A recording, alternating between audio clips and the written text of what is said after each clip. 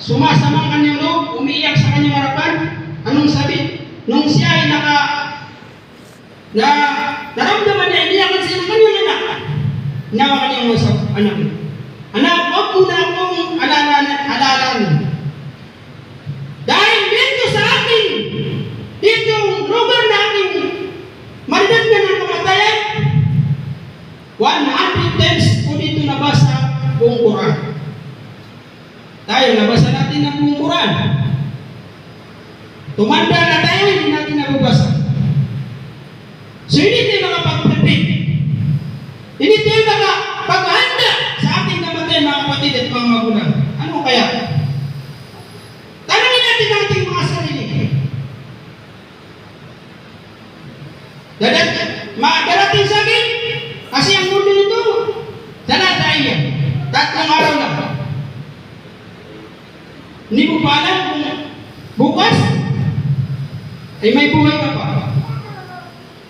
Kung natulog ka, hindi mo alam kung makakagising ka. Andaw akong maut. Kasama yan sa kapatid ng kamatayan. Doon mismo sa amin. Siya ay kanyang asawa may sakit. Inaalaga niya. Nung pagkabukas, yung nag-aalaga, siya ang namatay. Hindi yung may sakit. Hindi nila alam kung ano ang mangyayari sa atin. Takal nas, antara ka dunia kabla tatruka. Wa anara kabrahu kabla ayasuna. Wa arda rabbahu kabla ayalqah.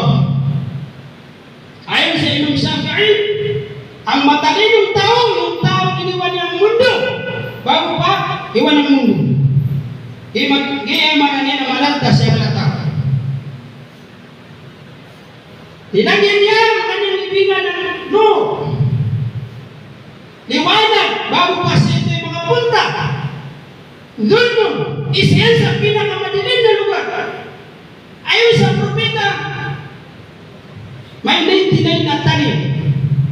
Ayon kay Dr. Abu Nasiha, 99 na tanim, bawat isang tanim sa 99 na yun, na 70 na mga ahas na malalaki.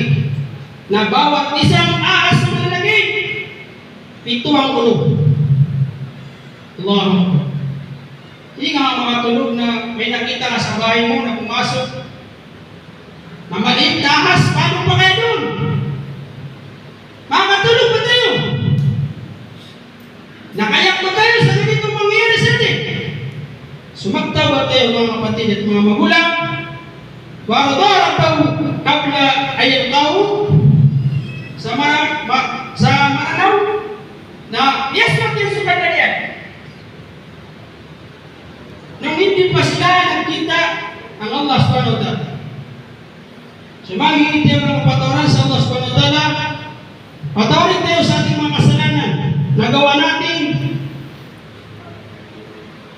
Pag tayo ay namatay, napunta na namatay, hindi pa tayo nakapagtawba sa ating mga kasalanan, sigurado makakaiyak tayo ng malaking iyak doon sa kabilang buhay.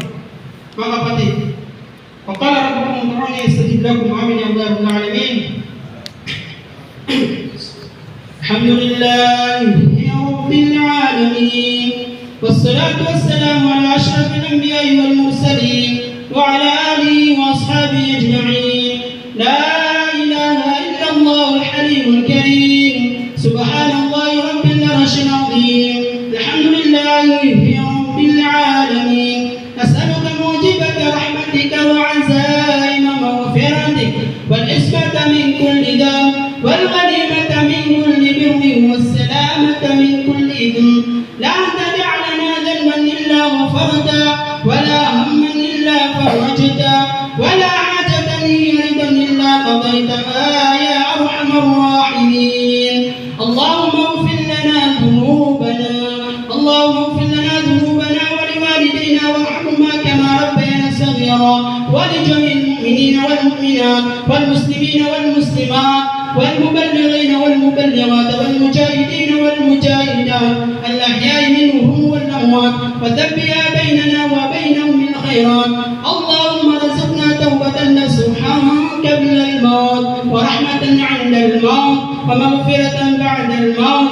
اللهم هون علينا في سكرات الموت والنجاة من النار والعفو عند الحساب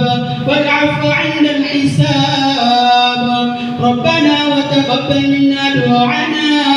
ربنا آتنا في الدنيا حسنة وفي الآخرة حسنة وقنا عذاب النار والحمد لله رب العالمين. السلام.